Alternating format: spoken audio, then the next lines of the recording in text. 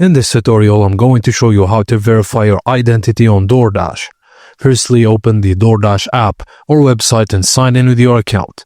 Go to the account section or settings in the app, and if DoorDash requests identity verification, they will typically guide you to upload a photo of your ID or driver's license or passport. In some cases, you may also be asked to take a selfie for additional identity confirmation. You may be prompted to upload a clear and lettered image of your ID and a selfie that matches the photo of your ID.